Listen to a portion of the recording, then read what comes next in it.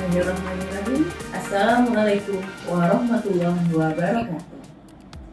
Perkenalkan, saya Tri Afe Nuzila Zahri MPD Kons, dosen Departemen Bimbingan dan Konseling, Fakultas Ilmu Pendidikan Universitas Negeri Padang.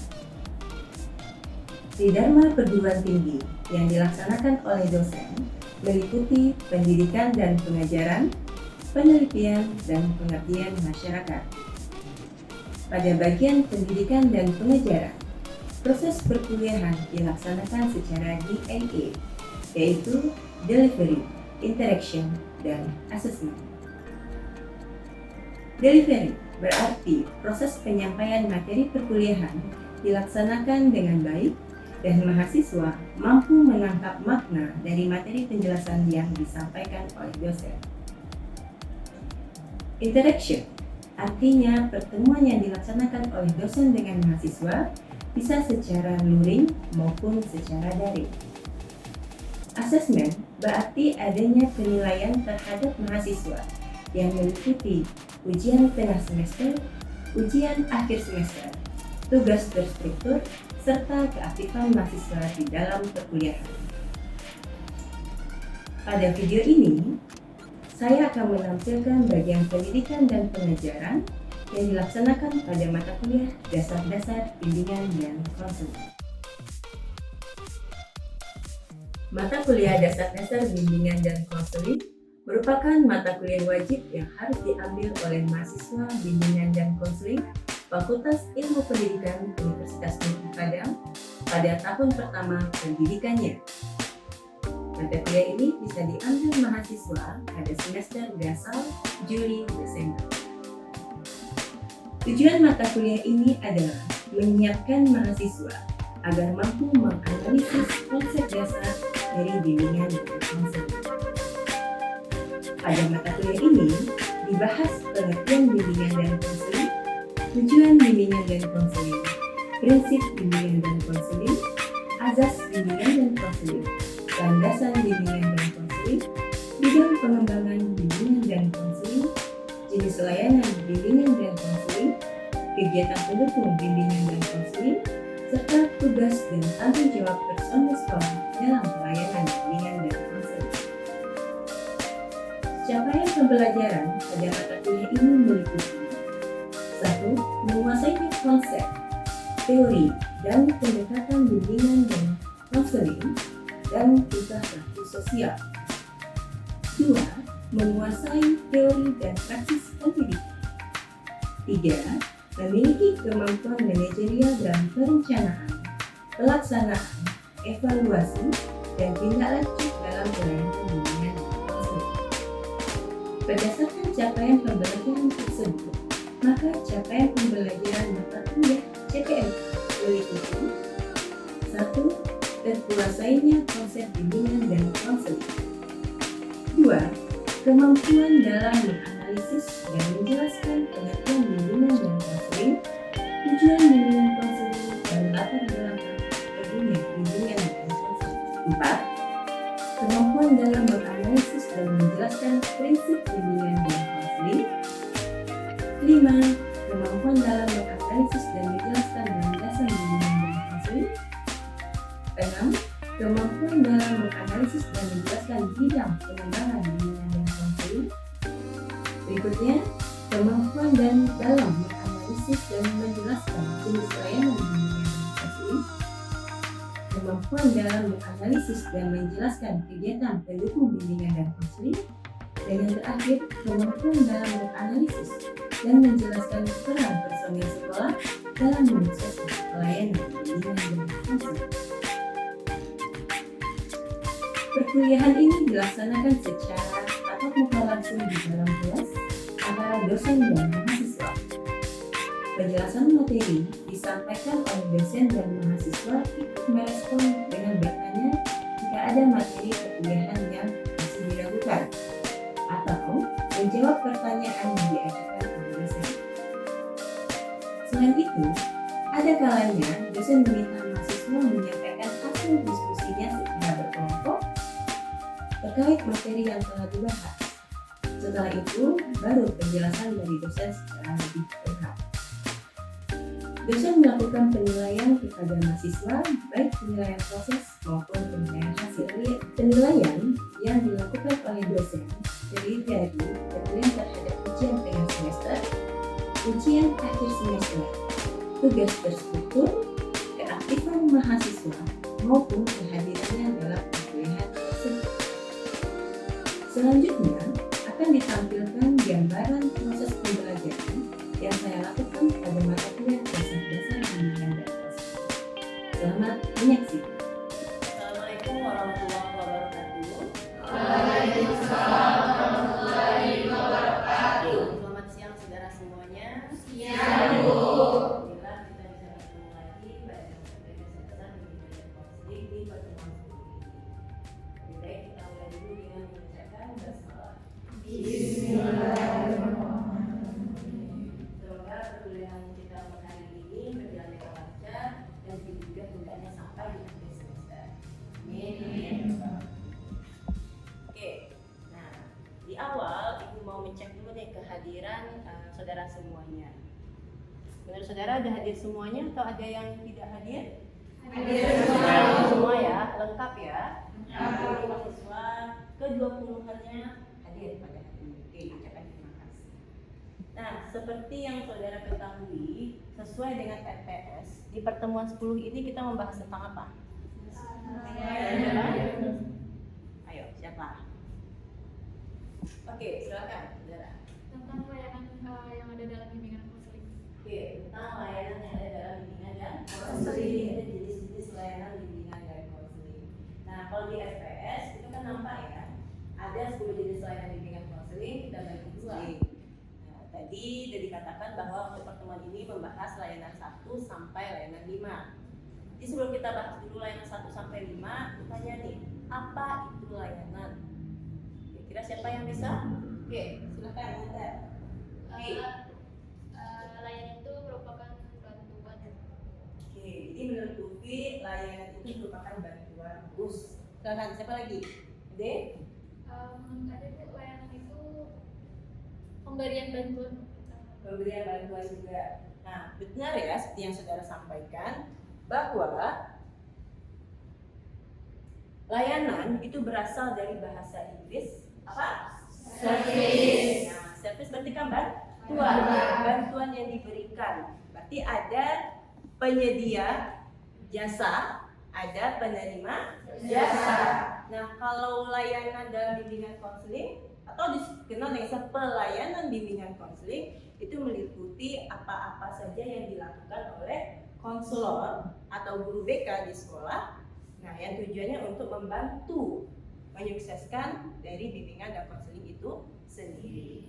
Nah, tadi Ibu sampaikan bahwa ada penyedia jasa, ada penerima pengguna. Nah, kalau dalam bimbingan dan konseling, siapa penyedia jasanya?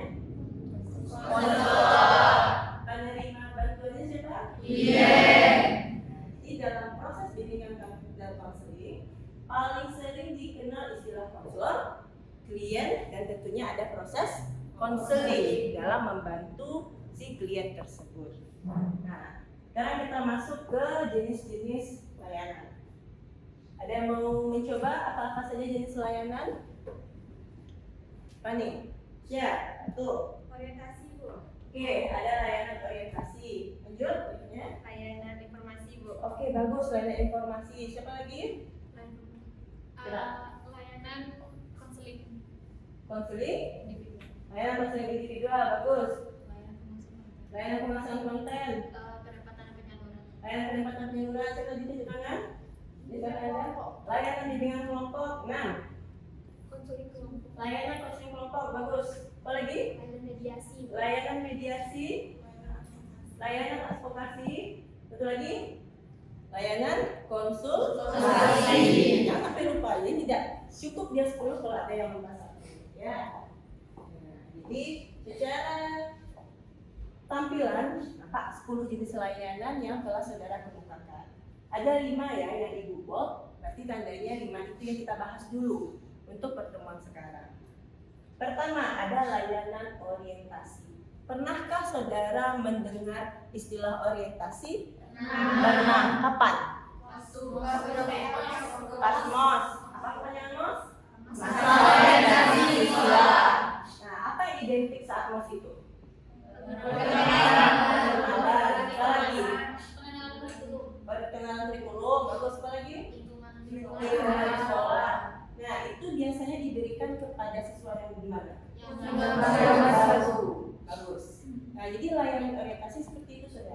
layanan yang diberikan oleh konselor atau guru BK kepada individu. Jadi individu itu clear ya, bisa yang di sekolah atau di luar sekolah yang berkaitan dengan lingkungan baru. Jadi dia baru mengenal lingkungan itu, baru mengenal suasana itu, diberikan layanan orientasi. Nah, kalau misalnya siswa kelas 12, kelas 3 SMA ya, 12 SMA, masih perlukah diberikan layanan orientasi tentang suasana kelasnya? Yang sudah akan tamat seperti kelas 12 nggak perlu, karena sudah 3 tahun mengenal sekolah itu.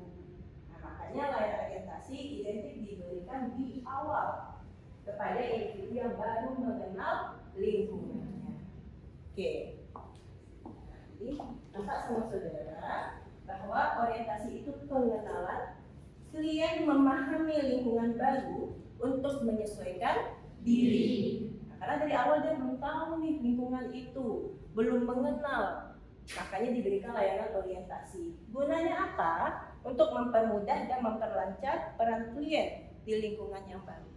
Sehingga setelah dia mendapatkan layanan orientasi, dia tahu jadinya dengan lingkungan itu, dia tidak mengalami permasalahan. Nah, coba ingat ketika saudara awal-awal sebagai mahasiswa baru, ya, kan ada pengenalan lingkungan kampus kan, PKKMB. Nah, siapa yang dikenakan? Kenalkan ini rektor, kan seperti itu ya. Rektor, wakil rektor, kemudian ada fakultas yang ada di UNP. Nah, itu kan seperti pengaplikasian dari layanan orientasi.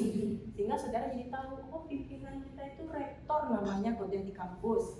Orangnya ini, wakil rektor seperti ini, ada terdiri dari beberapa orang. Itu guna layanan orientasi. Oke, ada yang mau ditanyakan dulu mengenai layanan orientasi? Silakan, kalau yang ragu boleh bertanya ya. Jelas rasanya? Jelas. Oke. Sekarang kita masuk ke layanan yang kedua, yaitu layanan informasi. Nah, kata informasi ini kita singkat dengan info. Kalau layanan orientasi kita singkat dengan orin. Nah, layanan informasi itu klien menerima dan memahami berbagai informasi. Nah, informasi itu sendiri bisa meliputi informasi tentang diri, sosial, belajar, pendidikan lanjutan, ataupun karir dan jabatan. Nah, layanan informasi berarti memberikan sebuah informasi atau pemahaman kepada klien. Jadi dia seperti memberikan sebuah informasi. Kalau misalnya nih, ibu tanya ke Anda semuanya, saudara semua sini terbiasa sarapan pagi nggak? Tidak. Siapa yang terbiasa sarapan pagi? 1, 2, 3. Selebihnya 4. Selebihnya tidak. Nah, padahal tahu nggak saudara semuanya bahwa sarapan pagi itu penting loh. Ya, ibarat mesin mobil. Kalau mobil mau dikendarai, dibutuhkan apa? Mesin. Nah, sama seperti itu. Kalau kita mau belajar, butuh tenaga nggak? Butuh. Nah, habis itu dari mana sumber tenaga? Salah satunya dari sarapan sebenarnya. Karena belajar itu pekerjaan yang berat juga, saudara. Butuh apa enggak? Iya. Berpikir kan? Iya. Tadi kan bukannya kan harus berpikir misalnya. Nah, butuh energi, salah satunya dari sarapan. Nah, itu bisa diberikan oleh guru BK kepada siswa. Materi tentang itu termasuk salah satu contoh dari layanan informasi. Nah, jadi dia diberikan. Bu, kalau misalnya ada siswa yang sudah terbiasa sarapan, seperti teman-teman saudara tadi, bagaimana Bu? Ya tetap diberikan secara klasikal seperti ini. Di layanan informasi ada yang sudah melakukan pun nggak masalah. Nah, bisa lebih memperdalam lagi ini. Bagi yang baru tahu, oh ternyata seperti itu ya. Jadi nampak di sana bahwa klien atau siswa mendapatkan informasi itu. Jelas saudara? Ada yang mau ditanyakan dulu tentang layanan informasi? Cukup? Cukup. Sekarang kita masuk ke layanan ketiga. Apa layanan ketiga? Nah, kita masuk ke layanan pemasangan konten dulu, ya. Berarti disingkat dengan PKO. Ingat aja itu, PKO, penguasaan konten. konten. Nah, kita mulai dari istilah konten dulu. Apa itu konten? Konten itu isi. Itu yang perlu saudara ingat aja nih. Konten itu isi. Isi yang bagaimana? Nah, isi yang berisi jadinya gitu ya. Isi terkait dengan keterampilan yang nantinya akan dikuasai oleh siswa atau klien. Hati-hati kalau dia tidak duduk akan berbeda tipis dengan penguasaan konten dan layanan informasi. Jadi memberikan contoh layanan informasi tentunya sangat. Berarti kan ada yang sudah, ada yang belum, sama-sama dapat informasi. Nah, kalau di layanan penguasaan konten itu keterampilan yang dikuasai yang sebelumnya tidak dikuasai oleh klien atau individu itu. Jadi ada keterampilan baru setelah mendapatkan layanan penguasaan konten. Contoh, ingat tak saudara, di awal-awal perkuliahan Ibu katakan tugas berbentuk mind mapping, ya kan? Ya. Nah, waktu itu sudah ada yang tahukah apa itu tugas dalam bentuk mind mapping? Belum tahu. Sebagai mahasiswa baru, apa ya Bu? Kami tahunya mencatat saja, kan kayak gitu ya, tahunya meringkas saja. Nah, waktu itu kan Ibu tuliskan di papan tulis, mind mapping itu judulnya harus diletakkan di tengah dengan huruf kapital. Itu enggak terset waktu awal-awal kuliah. Nah, kemudian ada panah-panah, kan seperti itu. Setelah diisinya, jangan hanya sekedar kepala-kepala saja, tulis isinya. Nah, barulah itu dikatakan dengan mind mapping. Nah, sekarang saudara sudah terbiasa nggak membuat mind mapping? Ya. Keterampilan kah? Ya. Itu bukti dari layanan penguasaan konten. Ya, jadi ada keterampilan baru yang dikuasai. Kalau sebelumnya tidak paham, apalagi tidak mahir tentang itu, setelah dapat layanan penguasaan konten menjadi tahu ya ada keterampilan baru. Atau ketika sekolah-sekolah dulu, ingat nggak ketika ujian bahasa Indonesia kan ada tentang paragraf soal ujian, ya kan? Biasanya satu paragraf 3, pasti lebih dari 3. Nah, kalau dibaca masing-masing dari kalimat pertama sampai paragraf terakhir, berapa butuh waktu? Lama ya? Belum bacanya, tadi apa ya? Apa maksudnya ya? Ulang lagi dari awal, kan kayak gitu, menghabiskan waktu.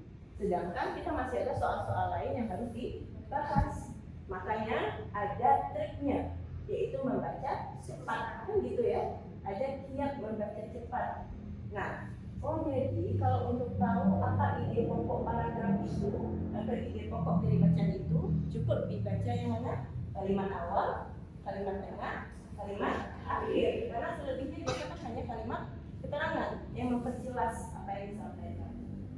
Nah, jadi ketika di awal dicobakan nih, oh ternyata kalau dibaca dari paragraf pertama sampai paragraf akhir itu menghabiskan waktu 10 menit. Kan lama. Kemudian diberikan materi oleh guru BK, kiat membaca cepat, kiat membaca efektif. Oh ternyata seperti itu ya. Cukup dibaca di awal, kemudian apa lagi? Dibaca di tengah dan di akhir. Nanti nampak gambarannya. Nah, dicobakan. Kalau dicoba oke, dapat menjadi 8 menit. Dicari lagi, dicoba lagi sehingga menjadi 7 menit. Dan terampil dia menjadi 6 menit. Ada kemajuan dari sebelumnya? Ada keterampilan baru? Ada. Itu yang layanan penguasaan konten. Biasanya layanan penguasaan konten identik judulnya dengan kiat. Bukan trik, tapi lebih cenderung kiat atau strategi. Karena ada berupa keterampilan baru. Itu bedanya dengan layanan informasi. Layanan informasi dia hanya memberikan sebuah informasi. Apa bedanya? Jelas ya? Ada yang mau ditanyakan dulu? Ya, silakan deh. Kalau misalkan dalam pemberian layanannya dalam konseling itu, layanan penguasaan konten itu bagaimana bentuk penerapannya itu? Penerapannya formatnya atau materinya atau bagaimana deh? Apakah itu kita benar-benar membimbing dia, misalkan mau belajar PPT nih Bu, itu kita tunjukin satu-satu sampai dia belajar gitu. Oke, bagus pertanyaannya ya. Nah, waktu di awal ibu menyampaikan cara membuat mind mapping, ibu mencontohkan nggak di papan tulis? Contohkan kan? Contohkan dibuat. Nah, bahwa yang namanya mind mapping itu judulnya di tengah. Oke, baik ibu contohkan lagi ya. Dikatakan yang namanya mind mapping judulnya di tengah dan ditulis dengan huruf kapital. Misalnya kita bahas tentang jenis layanan BK.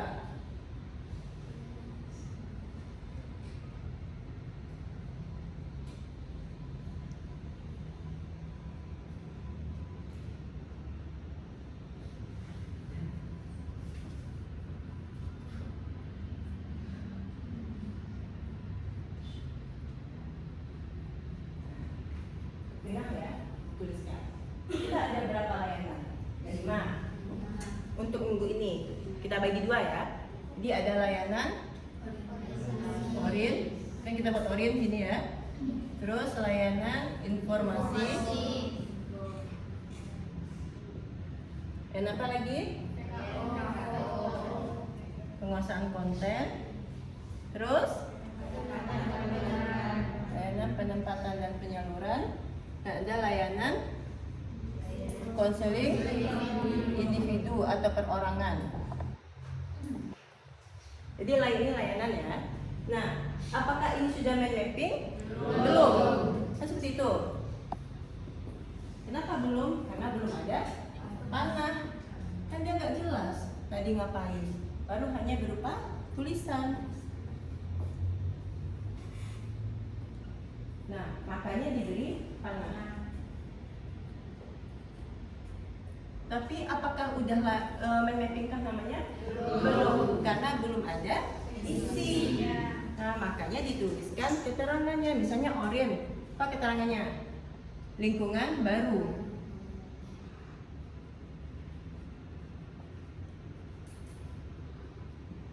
Tanya informasi, menambah wawasan namanya ya. Lagi penguasaan konten, berarti konten sama dengan isi. Nah, kan gitu. Nah, jadi tujuan mind mapping ini kan biar nampak informasi itu. Nah, di awal kan ibu berikan seperti itu dan ibu minta saudara untuk apa? Membuat. Nah, sehingga dengan dibuat itu bisa menjadi nampak bagaimananya.